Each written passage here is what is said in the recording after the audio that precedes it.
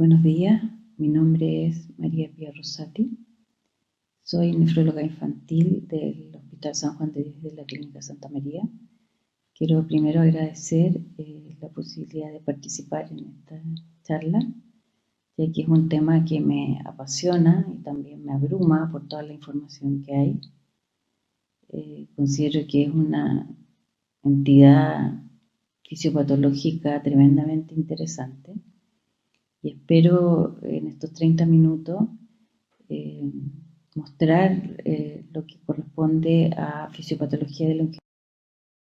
Primero mostraré algo de epidemiología con respecto a insuficiencia renal aguda en adultos y en pediatría.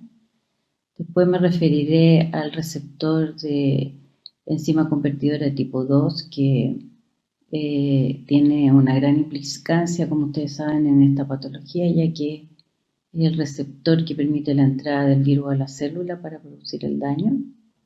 Posteriormente me referiré al mecanismo de daño renal, una diapositiva con los encuentros anatomopatológicos tanto en biopsias como en estudios de autopsias de pacientes con COVID-19 y por último las conclusiones. En realidad, con respecto a la incidencia de insuficiencia renal aguda en pacientes adultos, en publicación ha sido muy variable. Los trabajos iniciales en China demostraban prácticamente un daño insignificante, un porcentaje insignificante con prácticamente nada de terapia de reemplazo renal. Y posteriormente han salido artículos y reportes con valores mayores y que van a depender mucho de la definición y del grupo analizado. Muchos grupos informaron solamente insuficiencia renal aguda en aquellos pacientes que necesitaban terapia de reemplazo renal. Pero los últimos trabajos, especialmente los que están en esta diapositiva, en los últimos 3, son trabajos con un mayor número de pacientes, con definiciones de acuerdo a la guía SCADIGO y pacientes hospitalizados o en cuidados intensivos.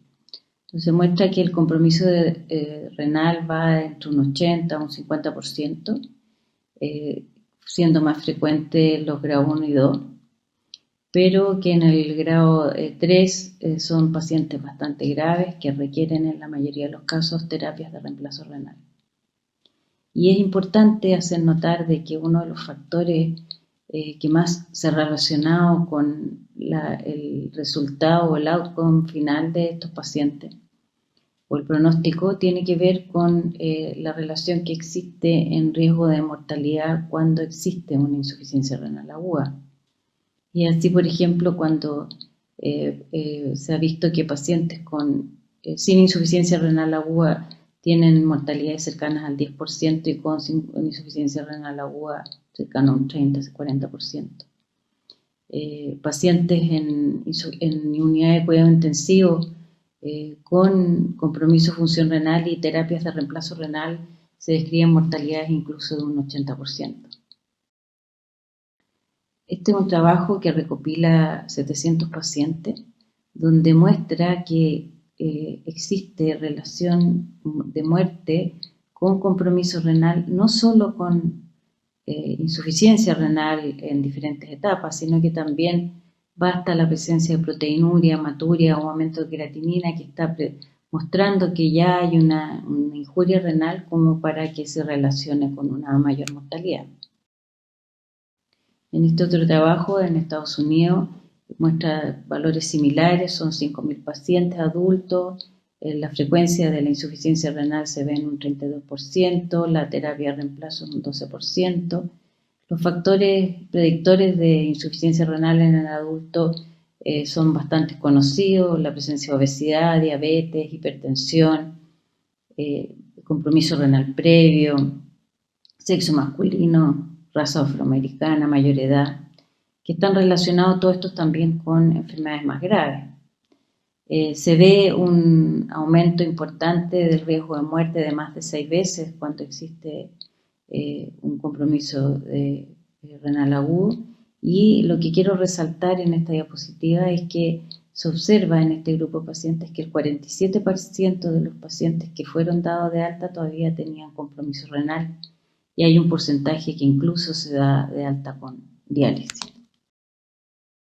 ¿Qué pasa en niños? Bueno, si en adultos es complejo el análisis de los datos, imagínense en niños que son menos casos, es bastante más difícil. Este es un trabajo de Nueva York de pacientes menores de 18 años, 4 hospitales, que analizaron 152 pacientes divididos en aquellos pacientes que estaban cursando con un COVID-19 o presentaban un síndrome inflamatorio multisistémico post-COVID. Se puede ver que los pacientes que estaban con enfermedad COVID-19, su frecuencia de insuficiencia renal era cercana al 8%. Estos pacientes estaban todos en unidad de cuidados intensivos generalmente y tenían signos inflamatorios importantes. En este caso se nombra el aumento de los leucocitos, la disminución de la albúmina. Y dentro de los factores que se observaron, que se podían ver en este grupo como factor de mala evolución, es que tienen un tiempo de hospitalización más largo, pero en general son pacientes que tienen buen pronóstico y no hay un porcentaje alto de fallecidos por el hecho de tener una insuficiencia renal. En el síndrome inflamatorio el porcentaje de insuficiencia renal aguda es mayor y este compromiso renal se vio asociado principalmente a cuando se asocia a compromiso de función cardíaca, que es bastante frecuente en este síndrome, especialmente con difusión sistólica.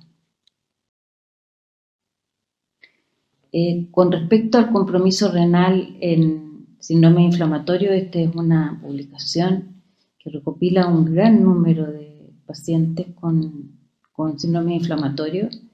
En un total se logran juntar un total de 1.473 pacientes, en que el 24% de los pacientes presentaron insuficiencia renal aguda, y se puede ver en realidad que hay pocos datos con respecto a la necesidad de terapia de reemplazo. En general, la mayoría de los grupos tenían un bajo porcentaje de necesidad de reemplazo de terapia renal, salvo un grupo de Sao Paulo que son 6 pacientes que tuvieron una muy mala evolución. Pero el resto de los pacientes en general se relatan como con buen pronóstico y con baja mortalidad. Una de las cosas interesantes que uno puede encontrar en la literatura es la presencia de una distribución bimodal de la edad con respecto al compromiso renal. En este artículo se analizan más de 6.000 pacientes, de los cuales 681 son pacientes menores de 20 años. Aquí en estos gráficos, que los pacientes tienen un aumento del porcentaje de insuficiencia renal aguda entre los 10 y 15 años, y esta después disminuye y empieza a aumentar a medida que aumenta la edad. Entonces hay un grupo de insuficiencia renal que es más frecuente, que pacientes mayores, entre 5, 10 hasta los 15 años, que es mayor mientras más grave es la insuficiencia renal, y que al analizarlo, si acaso tenía que ver con la presencia de comorbilidades, se ve que este aumento de la insuficiencia renal era con o sin comorbilidades. Manifiesta entonces el compromiso de función renal en el COVID-19. En realidad las manifestaciones son variadas, pero específicamente con el compromiso renal generalmente está asociado con la severidad de la enfermedad. Inicialmente hay alteraciones principalmente funcionales que son reversibles, que no tienen una clínica muy clara. Uno de los parámetros que se ha visto bastante precoce es la presencia de proteinuria y hematuria antes del aumento de la creatinina. Por eso es muy importante el monitoreo de los exámenes de orina en estos pacientes desde su ingreso. Y posteriormente ya empieza a haber un compromiso funcional con disminución de la velocidad de filtración. Esto es bastante tardío, ¿ya? Hay algunos trabajos pediátricos que hablan incluso de que los pacientes pediátricos que ingresan con creatininas plasmáticas sobre 0,7 es porque ya tienen una noxa renal y que hay que tener una monitorización muy estricta. ¿Qué pasa entonces ahora? ¿Cómo sucede el daño? ¿Y qué importancia tiene el receptor de enzima convertidora tipo 2? Aquí en este gráfico, en el lado izquierdo, podemos ver que existe el sistema de enzima convertidora clásico, que es el que más conocemos de hace muchos años y que es el donde actúan los inhibidores de enzima convertidora, y su acción es transformar la angiotensina 1 a la angiotensina 2. Esta angiotensina 2 se activa el receptor ATR1, que tiene, después posteriormente a ello se produce una serie de eventos que no solamente son a nivel local, sino que también a nivel sistémico. A nivel de la médula adrenal va a estimular la producción de aldosterona y esto va a determinar retención de sodio y agua. También va a inhibir va a estimular la producción de hormona antidiurética, produciendo retención de sodio, de agua, y también tiene un efecto dañino que tiene que ver principalmente con la capacidad de producir fibrosis, inflamación, estrés oxidativo y apoptosis. Esto es lo que nosotros conocemos clásicamente y hace 20 años recién se demostró el receptor de enzima convertidora tipo 2 que tiene la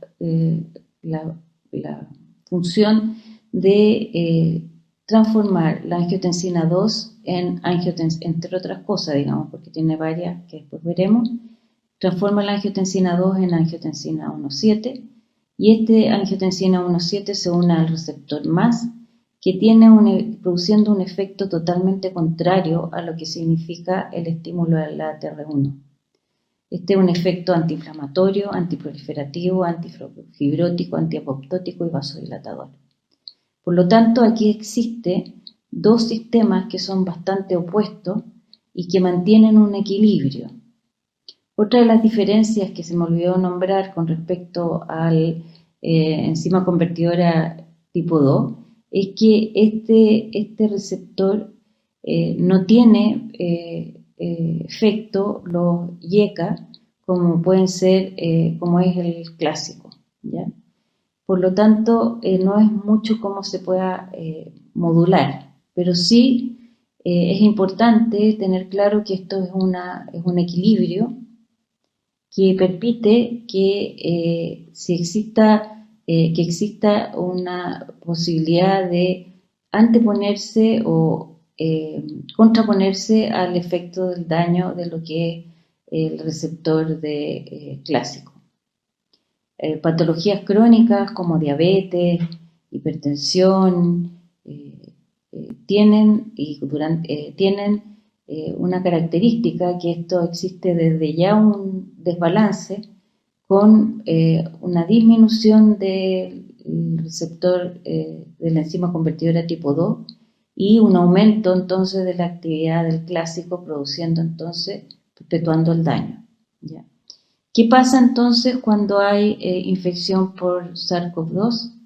El receptor, el virus se une al receptor de enzima convertidora tipo 2 y asociado entonces a esto a una serina transferasa transmembrana que facilita la entrada del virus a la célula.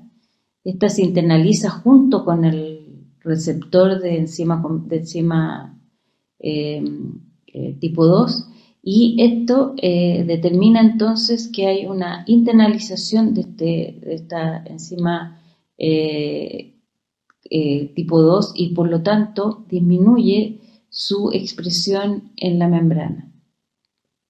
¿Qué significa esto? Que al disminuir, por lo tanto, la enzima convertidora tipo 2 va a impedir, por lo tanto, la formación de angiotensina 1 y al disminuir la producción de angiotensina 1 va a disminuir su efecto sobre el receptor MAS y van a disminuir entonces los efectos más bien protectores. En cambio, aumenta la angiotensina 1,7 y esto entonces va a estimular el receptor de angiotensina ATR1, produciendo entonces un efecto de daño principalmente por todos los factores, por todos los mecanismos nombrados. ¿Qué pasa entonces más detallada? Aquí nosotros tenemos al virus que se une al receptor de enzima convertidora tipo 2, que es favorecido por la serina transferasa de transmembrana, ingresa a la célula junto con el receptor produciendo un down regulation del receptor a nivel de la membrana y además de producir todo el mecanismo que tiene que ver con aumento de la angiotensina 2 y de la actividad del receptor AT1 y una disminución de la acción del MAR, del receptor MAR, que tiene un efecto protector y por lo tanto existe un desbalance importante. Aparte de eso, este enzima tipo 2 tiene la característica, además, entre otras funciones, de degradar las bradiquininas. Y al no existir, entonces aumenta la bradiquinina, estimula el receptor de bradiquinina y esto aumenta el daño. Por otro lado, tanto el receptor, la actividad del receptor ATR1, la inflamación y el virus, además, produce un efecto estimulador de la formación de ADAM17 que tiene como función, tiene la capacidad de seccionar o de cortar la unión de la proteína transmembrana del receptor de enzima convertidora y por lo tanto esta queda soluble y disminuye aún más su manifestación en la membrana. Es así entonces como se produce claramente un desbalance de todos los factores que van a favorecer, por un lado, disminuir el número de receptores de enzima convertidora tipo 2 y de aumentar el efecto dañino tanto a través del aumento de la ATR1 como el aumento de la bradiquinina y un efecto también sobre la ADAM17. ¿Qué pasa con la expresión de estos receptores a nivel de los diferentes tejidos? En realidad se ve que están presentes en prácticamente todos los tejidos. Está en alta concentración en corazón, en riñón, en pulmón, también en neurológico, etc. Y esto hace que uno pueda entender la manifestación extrapulmonar intensa que tiene esta enfermedad. Al tener este número de receptores, el virus puede ingresar a las células en diferentes órganos, produciendo compromiso neurológico, hepático, gastrointestinal, dermatológico, endocrino, cardíaco y a nivel también endotelial. Entonces, y por supuesto a nivel renal. Entonces, esto hace que sea un cuadro tremendamente sistémico, en que no existe solamente compromiso pulmonar, que es donde entra el virus, sino que también en numerosos otros tejidos. ¿Qué se produce entonces con esto? Tenemos finalmente una cascada de eventos que van a producir el daño. Está el ingreso del virus a la célula, existe un efecto citotóxico directo, hay una disregulación del sistema renina-angiotensina con aumento de la actividad del receptor de angiotensina tipo 1 y lo que lleva a un mayor daño tanto de inflamación, vasoconstricción, aumento también de la permeabilidad vascular, entre otros. Se produce además un daño endotelial y tromboinflamatorio directo del virus, produciendo disminución de fibrinolesis y aumento de la producción de trombo y una disregulación de la respuesta inmune con un aumento de la respuesta inmune, una respuesta inmune que es innata y una disminución de la adaptativa, produciendo un síndrome, una liberación numerosa de citoquinas, principalmente interleuquina 6 y factor de necrosis tumoral, entre otros, lo que va a determinar un evento que se va a producir en forma, un círculo vicioso entre trombosis e inflamación. Esto, si lo llevamos solamente al riñón, en realidad podemos ver de que la patogénesis de la insuficiencia renal aguda en el COVID-19 es multifactorial. Por un lado tenemos el efecto directo, ya que hay receptores tanto a nivel tubular como a nivel podocitario. Esto produce el desbalance del sistema renina-angiotensina con el consiguiente daño. Hay una disfunción podocitaria también que se puede manifestar como proteinuria e incluso como lesiones focales y segmentarias. Hay un daño tubular proximal que se traduce en proteinuria tubular y también se han descrito cuadros de síndrome Fanconi con glucosuria, uricosuria y otras cosas, glucosuria. Y también hay un daño entonces a nivel del epitelio tubular produciendo una necrosis tubular aguda. Asociado a este daño directo están las consecuencias tanto a nivel vascular de la producción de coagulopatía, con los daños ya mencionados, la elevación de las citoquinas que van a favorecer el proceso inflamatorio y el daño endotelial, pero por otro lado hay también una serie de factores de daño inespecíficos que están en el contexto de un paciente grave, como son la disfunción del corazón y del pulmón, que en este momento se conocen todos los eventos que existen en los diferentes órganos que están a distancia y que perpetúan el daño. También está todo lo que tiene que ver con el barotrauma, altos niveles de PIB, las drogas nefrotóxicas, las alteraciones hemodinámicas, la restricción de fluidos también, la hipervolemia y todo esto entonces va a desencadenar un daño renal que finalmente, como dije, es multifactorial. Esto en realidad se traduce en un problema bastante complejo, ¿ya? En que existe numerosos órganos interrelacionados que van perpetuando el daño, tanto del sistema inmunológico como del compromiso pulmonar, de la hipercoagulabilidad, de la disfunción miocárdica, todo lo cual lleva a un mayor riesgo de compromiso renal por todos estos factores que vimos. La hipovolemia favorece la necrosis tubular aguda, el daño endotelial, podocitario, hay disfunción mitocondrial, hay necrosis tubular aguda, todo lo que lleva también a este daño. Hay liberación de moléculas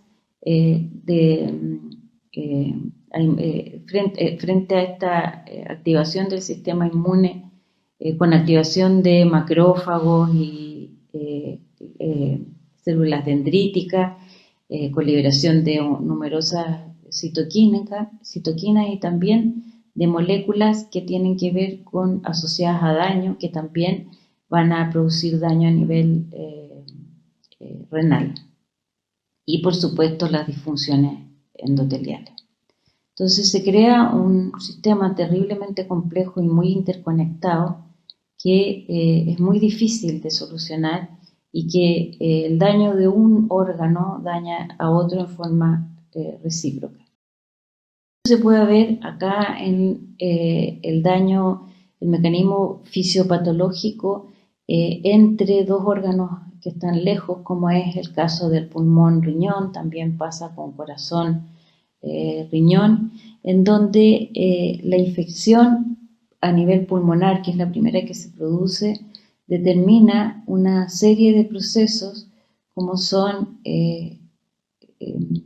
congestión venosa, hipoxemia, factores de inflamación, son liberados también estos moléculas relacionadas con daño o con patógenos como los virus, todo lo cual llega al riñón y aumenta el daño.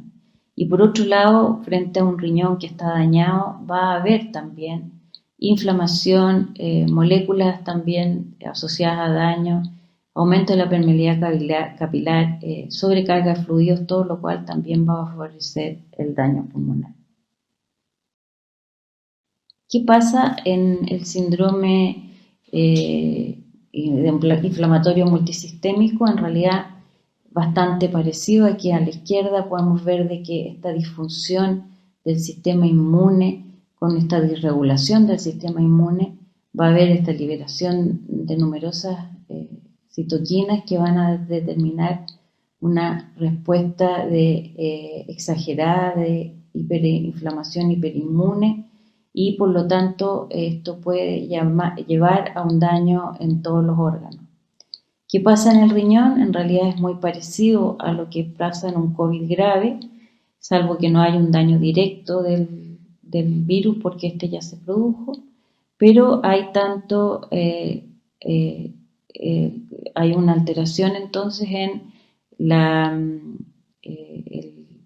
hay un desbalance en el sistema renina-angiotensina, hay una liberación importante de citoquinas que va a determinar una respuesta inmune y una inflamación. Hay un daño endotelial, activación del complemento y de la coagulación, que también, todo lo cual finalmente compromete el riñón, muy parecido a un COVID grave, ¿ya? Pero bastante. Y por último, hablar algo del complemento. En realidad en los últimos meses han salido artículos sobre complemento y COVID. Este salió en febrero del 2022, es un muy bonito artículo, en que aquí está mostrado el pulmón, estos son alvéolos y capilares, pero esto puede ser también visto en otros órganos, en que se muestra la importancia que tiene el SARS-CoV-2 en la capacidad de activar el complemento. Tiene la capacidad de activar tanto el complemento extracelular como intracelular, tiene capacidad de activar el complemento por vía directa, por lecitina, y también tienen la capacidad de modificar la vía alterna del complemento, dado que se ha visto que inhibe el factor H, que es inhibidor, como ustedes saben, del C3 y por lo tanto del sistema del complemento que habitualmente está activo y está modulado por este factor H. Al estar bloqueado, entonces el sistema del complemento se activa totalmente. Y en la activación del complemento derivan todo lo que se sabe, con inflamación, moléculas de adhesión, trombos y con la formación del complejo de ataque de membrana que va a producir daño. Entonces es así como tenemos una activación intensa del complemento y se está planteando actualmente que pudiera existir beneficio de usar algún complemento como puede ser por ejemplo el ocrelizumab, pero no hay trabajos aún que lo den como por uso actual. En cuanto a qué es lo que uno puede encontrar desde el punto de vista fisiopatológico en los estudios de anatomía patológica, se puede ver en realidad que el 80% de los pacientes que tienen biopsia o que tienen estudios posteriores a post-mortem, el 80% se demuestra injuria, necrosis tubular aguda. Pero hay una serie de otras alteraciones determinadas por la misma enfermedad, pero también por un cuadro inmunológico. Entonces tenemos que puede haber mioglobina con precipitación de cristales, secundario por ejemplo una rhabdomiolisis, puede haber una inflamación intersticial por una nefritis intersticial, ya sea por droga o por infecciones. También se han descrito nefropatías por oxalato por drogas, y hay unos casos descritos por el uso de vitamina C. También al haber un daño endotelial, activación del complemento, lógico que puede haber también microangiopatía trombótica. Se describe también una glomerulopatía colapsante que se puede manifestar con proteinuria, incluso con anuria y falla renal, que se ve principalmente en la raza afroamericana por mutaciones ancestrales de esta proteína APLO1 y tienen polimorfismo en estas proteínas de alto riesgo que hacen que frente a situaciones de inflamación y de ciertas alteraciones principalmente del factor de necrosis tumoral y de otros, de producir un daño importante en la célula determinando una glomerulopatía colapsante. Esta glomerulopatía colapsante no es exclusiva del COVID-19, del SARS-CoV-2, sino que también se ha visto en otras infecciones virales como el VIH, que fue cuando se demostró. Y por último, es importante hacer notar de que hay una serie de otras glomerulopatías que se pueden encontrar, como membranosa, cambios mínimos, glomerulonefritis crescéntica, ANCA o membrana basal, incluso IgA, que en realidad el mecanismo fisiopatológico exacto no se conoce, pero sí se ha planteado lo que es el segundo HIT. Esto quiere decir que son pacientes que tienen una cierta predisposición y que frente al daño por la infección por SARS-CoV-2 determinan el proceso inmunológico y el daño glomerular. Por lo tanto, podemos concluir de que la insuficiencia renal por COVID es multifactorial, tiene tanto daño viral directo como por un montón de otros factores ya nombrados. La causa de insuficiencia renal en COVID es multifactorial. En adultos la frecuencia de insuficiencia renal observada es variable dependiendo del grupo analizado, entre un 25 y un 50%. En pacientes graves en UCI hasta un 80% y es un factor de mal pronóstico con mayor riesgo de mortalidad. En pediatría la frecuencia es entre un 10 y un 25%, siendo más frecuente en los casos de síndrome inflamatorio y se relaciona con mayor morbilidad y mayor tiempo de hospitalización, pero no se ha relacionado con mayor mortalidad. El diagnóstico precoz es crucial para evitar posibles gatillantes como alteraciones hemodinámicas, nefrotóxicos, etc. No tiene tratamiento específico y los tratamientos como los corticoides, anticitoquinas, como por ejemplo el antiinterleuquina 6, o ahora se han hablado también de bloqueadores de la activación del complemento, van a depender de la gravedad de la enfermedad sistémica y de su presentación clínica. Muchas gracias.